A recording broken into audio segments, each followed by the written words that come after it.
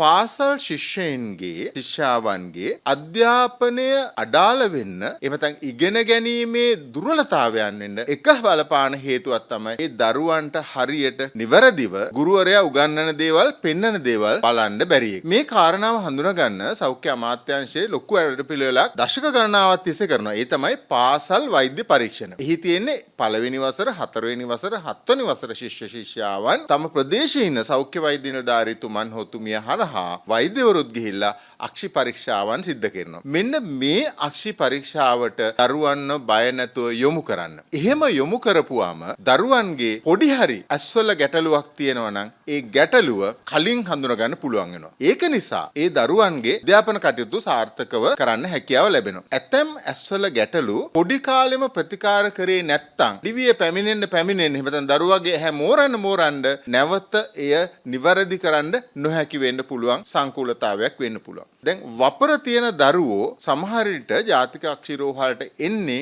ගොඩක් පරක් වෙලා. එතකොට විශේෂඥ වෛද්‍යවරුන් කියන කාරණාව තමයි මේ වපරය දැන් අපිට නිවැරදි කරා කියලා රෝගියාට යහපතක් සිද්ධ වෙන්නේ නැහැ කියලා. ඒ නිසා දැන් වපරය පින් වපරය කියලා බලාගෙන ඉන්න එපා. ඒ වපරේ ඇති වෙන්න හේතු හොයාගන්න. විශේෂයෙන්ම පොඩි කාලේ ඉඳන් හොඳට ඉඳලා මැදි වයසේ හෝ තරුණ වයසේදී වපරයක් ආවොත් ඒක මොළයට බලපාන දරුණු ගැටලුවක් වෙන්න පුළුවන්.